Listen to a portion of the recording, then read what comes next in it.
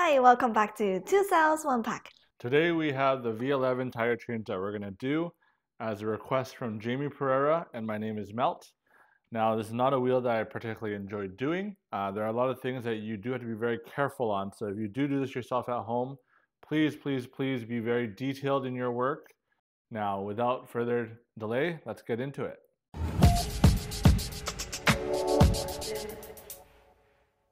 These are the tools you'll need to do a tire change on the InMotion V11.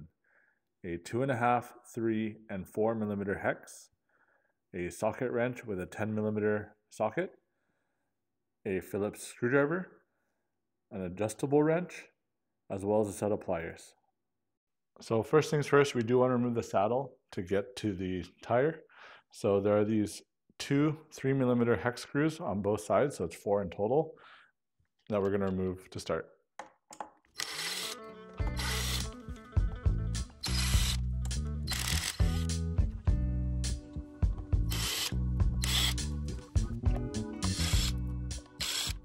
Once you've removed all the screws, 2 screws on the side and 2 screws on the top, you want to lift the pad away from the wheel and then lift up. When removing the valve cap as well as the air suspension nut, if it is very tight, you'll want to find a small adjustable wrench. I do not enjoy using pliers because pliers will actually cut up the red paint and it'll make it look very ugly.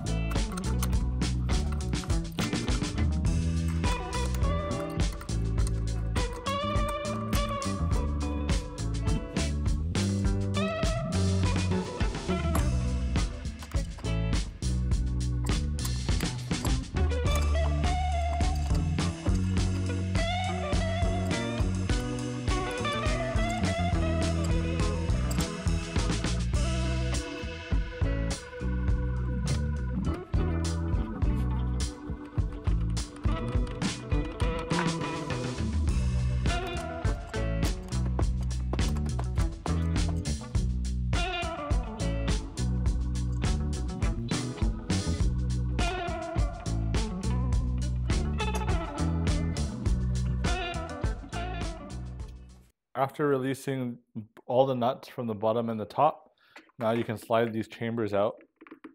Just be careful not to damage or bend them.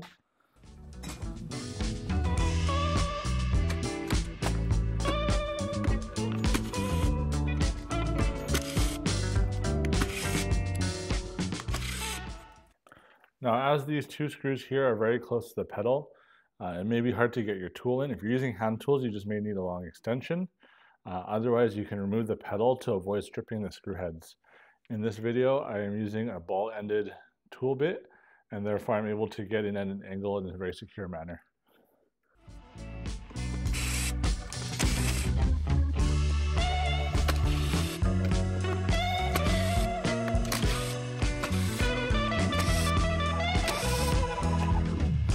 Now, these screws are all the same. They are 4 millimeter hex bits. Once all the pedals are removed and pedal hangers, the next step is to lift this cradle out. There is this cable here, so you'll need to lift up this grommet out to expose this connector. And once you have this connector, you can pinch this to release it. Now just make sure that this connector doesn't go back in the hole because you'll need to reconnect this and shove it back down when you reassemble the wheel. Once that's done, you can lift this cradle out. So the next step is to remove the side battery covers. You have 2 Phillips, and then you have some hex screws that go around the edge of the cover and then back down the center.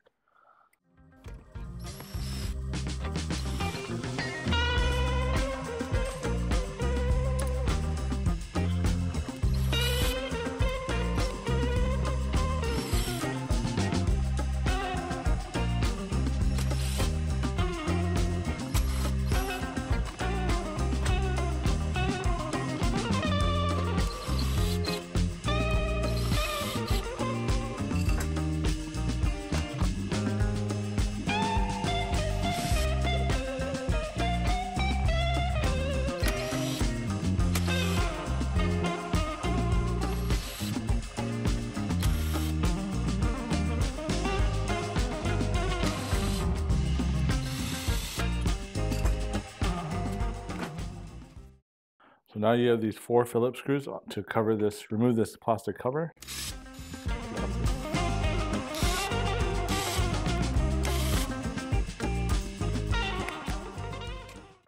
Now this is on the left side of the wheel. We need to remove this to expose the motor phase wires and the Hall sensor.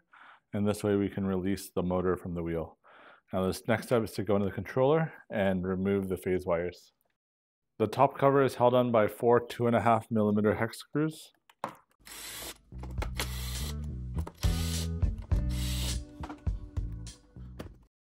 Now you want to lift straight up. You can wiggle it back and forth to loosen it. And it'll come right off and expose your phase wires, which are underneath the top board that we need to get to release it.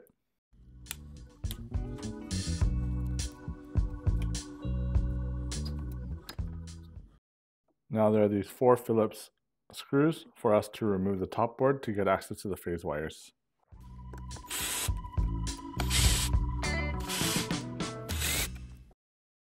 Now usually what I do is I remove this speaker cable here. This allows us to have enough room to access the 3 screws for the phase wires.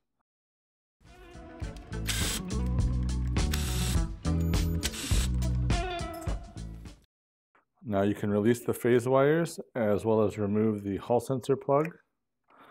Now the phase wire and Hall sensor cables are held on basically like by press fit. So you just want to pull on to release the press fit from the posts and make sure your motor cable is free to move. Now the next step is to drop the motor. So we're removing the 6 3mm screws here.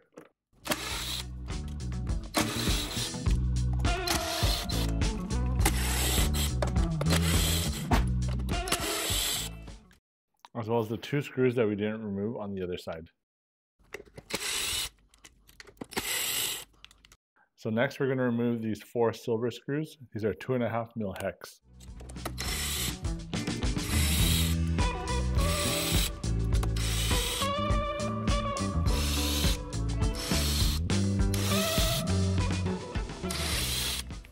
So once you've removed the screws, you want to put the wheel flat with the phase wires up. And if this is the shell of the V11, what you want to do is you want to pry it open and flex it a little bit to be able to lift the motor out of the shell with the suspension sliders. So you lift and you kind of wiggle it.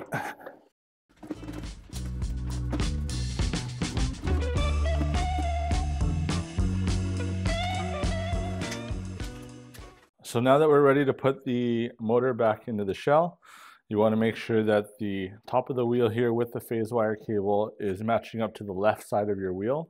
So the headlight should be pointing towards you. And what you want to do is slide it in. Now the tire, of course, is a larger diameter. So there's actually a groove for the tire. So you may need to lift a little bit more while you're sliding this thing in, because there may be some friction.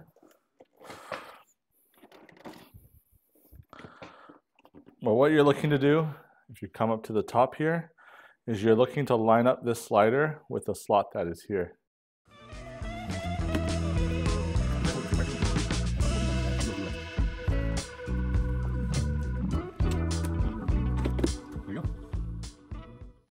So once you've slid your motor all the way in, there is a last slip here to be aware of. And you'll know that you've slid it all the way in when all these notches here line up. So you can see the motor bolts and the angles of the plastic all line up. At this point, you want to make sure that you route your phase wires into this channel as to prevent it getting damaged in the suspension assembly. Now you'll want to locate these silver screws.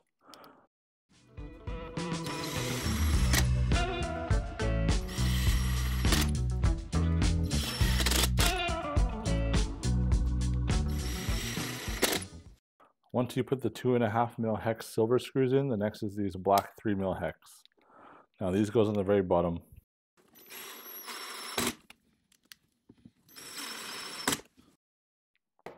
Once you have all these bolts lined up, what I like to do is I like to put it back onto the stand we're using instead of having it be flat.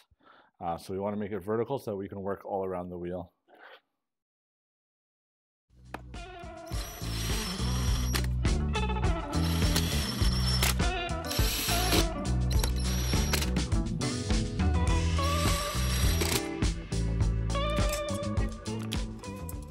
Switch back to your 3mm hex.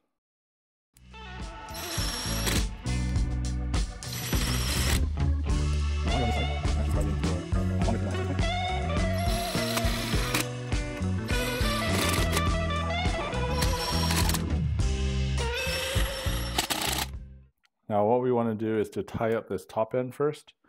So I'm going to put my phase wires back in. So you want to plug in the Hall sensor. Make sure it clips in. And the next step is the phase wires.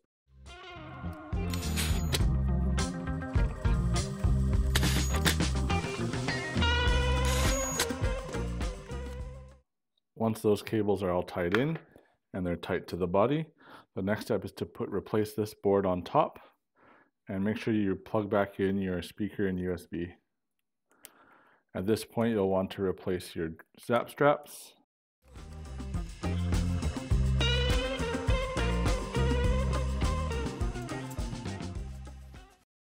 So you want to locate your small black Phillips screws so that you can secure this board down.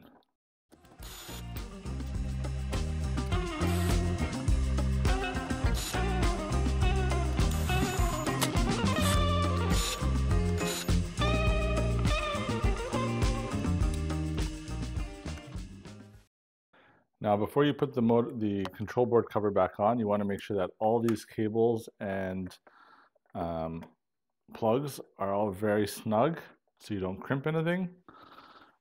And what you want to do is put it down slowly.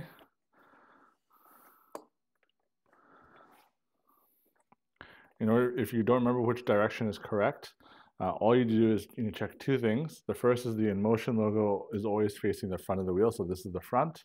Or you can check the side here to see the matching tabs that match your cables that need to be clamped down.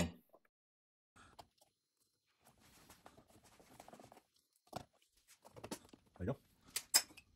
Now you want to grab your 2.5mm hex bit again and secure your cables.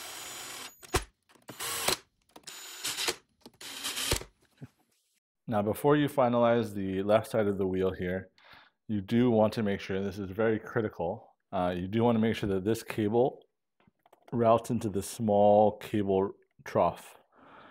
The reason why is if you don't remember this, when you put the suspension back on, there's a very high probability that the suspension will rub against this cable and destroy your Hall sensor or your phase wires, resulting in a motor replacement. So this is very critical. It's not easy. It's actually quite difficult to make sure that it sits in there, but it's extremely important that you do this.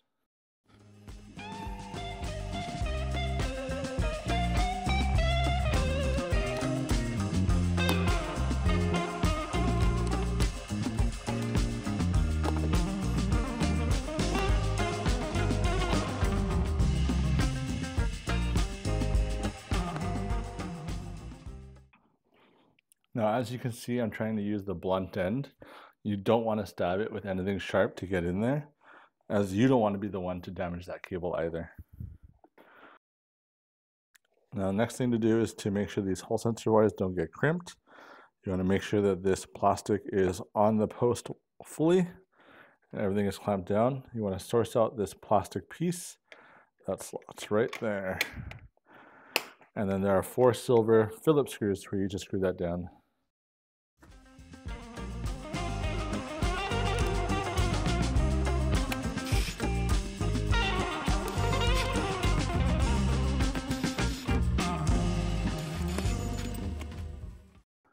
Now you want to put your battery covers back on. Just remember that these holes indicate the top of the battery pack. So therefore you can place this on top.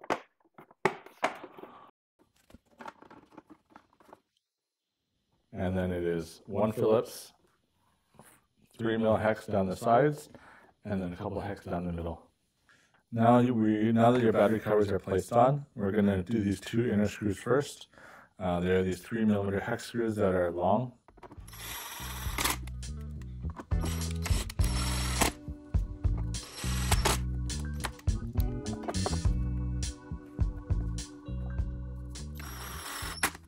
Now you have these 2 small black Phillips screws that go near the top of the panel. And now we have these sharp, pointy 3mm screws that we're going to put around the edge of the casing. So make sure that you squeeze this casing down into the channel. It goes underneath the taillight, just like that. And once it's down, you can screw it in.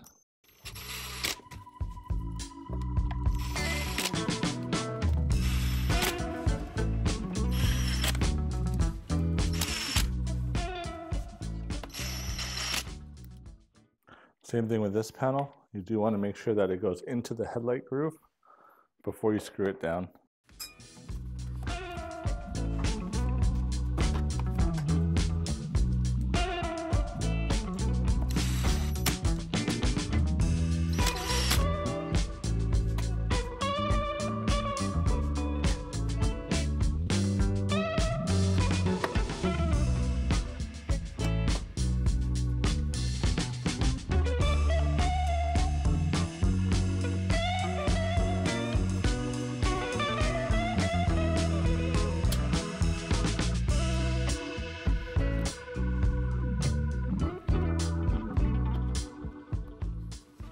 So this hole matches up to this rubber piece.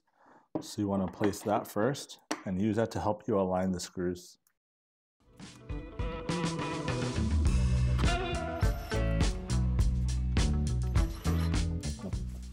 Personally, I like to put all 6 screws in first before I do any tightening, just to make sure that it's aligned properly.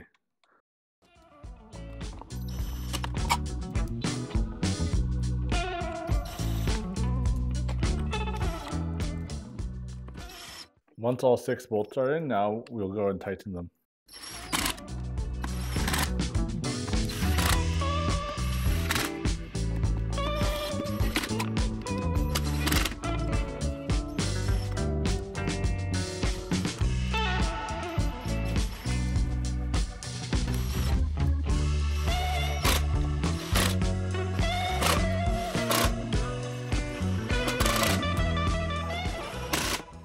Now we're going to insert the 2 suspension rods.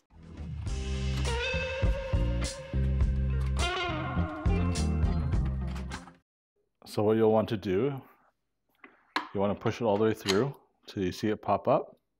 And at this point, don't forget your lock washer and then the red collar.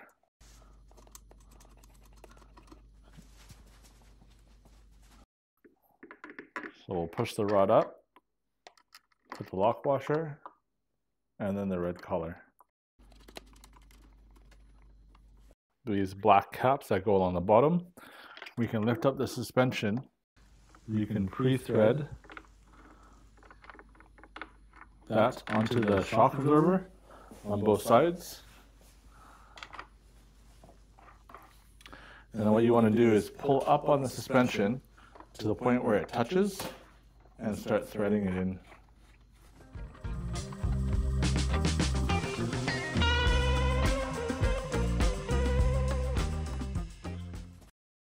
Now I like to do these by hand. The reason why is because they can be easy to strip. So doing them by hand as far as you can is the best bet, and then using the wrench to tighten it afterwards.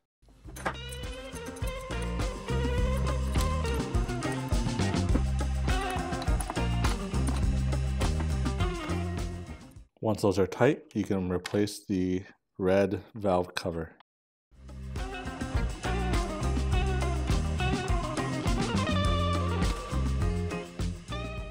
Now the next step is to tighten this collar down so that the suspension has no play. Now with this, sometimes the shock absorber itself can rotate within its seating. So they have this area here, and I like to use pliers that have a bit of tape, or I put heat shrink on mine just so it doesn't scratch up the surface. But you can insert it here to hold it, and you can actually use a 10mm deep socket to go in and tighten it.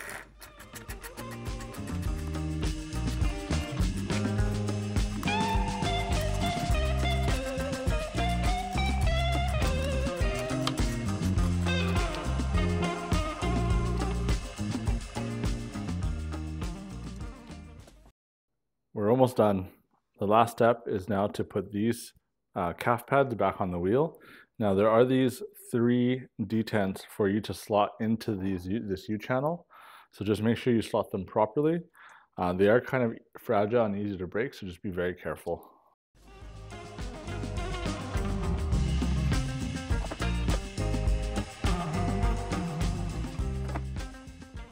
So you'll want to source your countersink puny screws. They're 3mm hex to place in these holes and on the other side as well.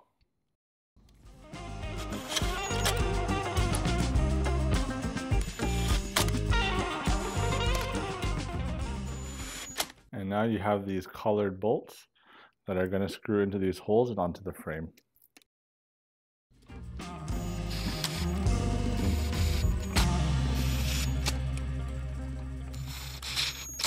Okay, so now that brings us to the end of the V11 tire change video. A huge thanks to Jamie Pereira and My Name is Melt for requesting for the V11 tire change. Now, if you have a wheel or you own a certain wheel that we haven't done a tire change on and you want to go ahead and do it yourself, feel free to let us know in the comments below. We will try to slot yours in if we have one available. Alright, so that marks the end of our video. If you like it, please give a thumbs up and subscribe. And you may also turn on the ding-dong to receive notification of our latest content.